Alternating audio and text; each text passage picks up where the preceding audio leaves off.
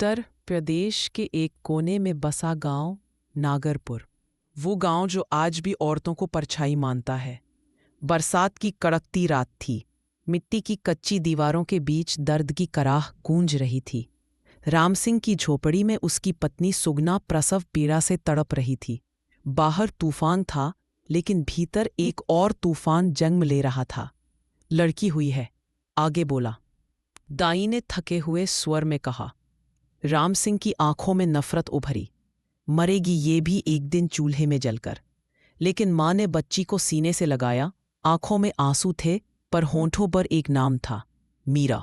मेरी मीरा, तू मेरे कलेजे की आग है। मीरा का बचपन हर उस चीज के खिलाफ खड़ा हुआ जो एक लड़की को दबाकर रखना चाहती थी।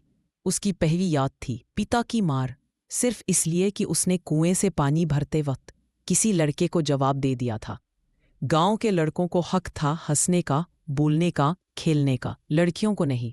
मीरा की मां ने उसे रात को चुपके से पढ़ना सिखाया, एक पुरानी किताब में से जिसकी जिल्द फटी थी और अक्षर धुंधले। लेकिन मीरा की आंखें तेज थी।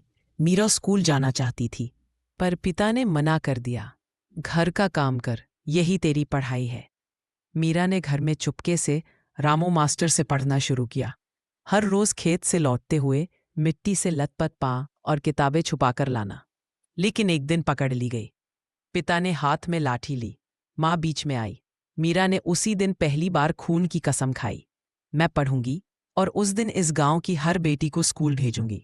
मीरा अब किशोरावस्था में थी, सुंदर, तेज और गांव की बाकी लड़कियों से बिल्कुल अलग। उसने हर वो काम किया जो मर्दों का माना जाता था, खेत जोतना, मवेशियों की देखभाल, गांव की चौपाल में बोलना। वही उसकी मुलाकात हुई वीरेंद्र से, गांव के ठाकुर का बेटा, शिक्षित, हंसमुख और मीरा को देखकर चुप हो जाने वाला लड़का।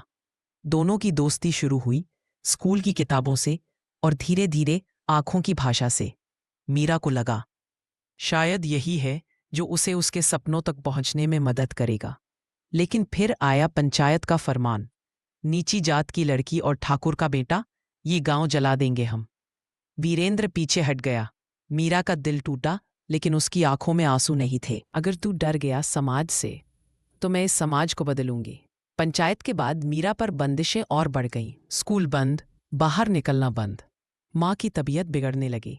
एक रात माँ ने उसे चुपके से सीने से लगाकर कहा, तू मेरी अधूरी जिंदगी का पूरा सपना है मीरा, किसी को मत झुकने देना खुद से।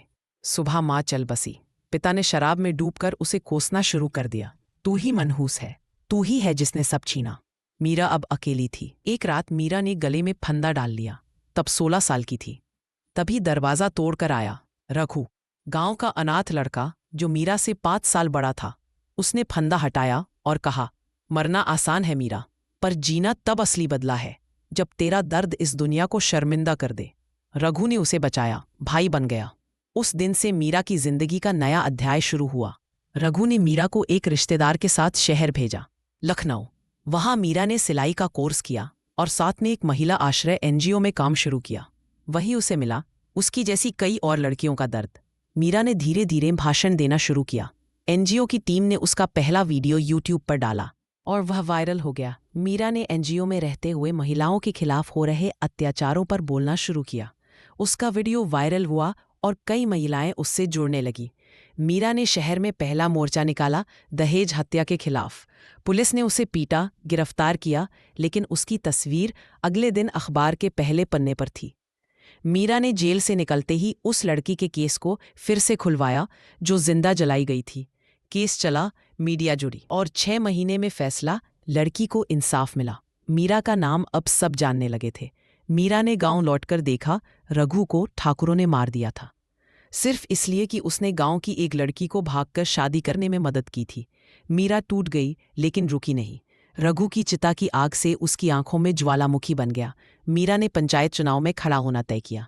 पहले तो हंसी उड़ाई गई, फिर धमकियां दी गईं, लेकिन धीरे धीरे महिलाएं, बूढ़े और युवा सभी जुड़ते गए। मीरा ने चुनाव जीत लिया, लेकिन उसी रात उसके घर पर हमला हुआ, आग लगाई गई। उसकी साथी महिला कार्यकर्ता रेनू की हत्या कर दी गई। मीरा को चोटें आई, लेकिन वो जिंदा रही। उसने उस रात कसम खाई, अब ये लड़ाई खून से होगी। मीरा ने गांव में पहला लड़कियों का स्कूल शुरू किया। गांव के कई हिस्सों में बहिष्कार हुआ, लेकिन धीरे धीरे बेटियां वहां पढ़ने लगीं। मीरा ने अपनी खुद की पत्रिका शुरू की, ज़मीमी सच। उसमें वो हर वो खबर छापती थी जो दबा दी जाती थी। धीरे धीरे उसकी पत्रिका दिल्ली तक पहुंची। एक बड़े न्यूज़ चैनल ने उसे बुलाया। मीरा को दिल्ली बुलाया गया, एक महिला आयोग की मीटिंग में बोलने के लिए। उसके भाषण के बाद संसद में पहली बार गांव की लड़कियों की सुरक्षा पर चर्चा हुई। मीरा की बढ़ती ताकत से डरकर कई राजनेता और स्थानीय गुंडे उसके खिलाफ साजिश रचने लगे। उसे बदनाम करने की कोशिशें हुई।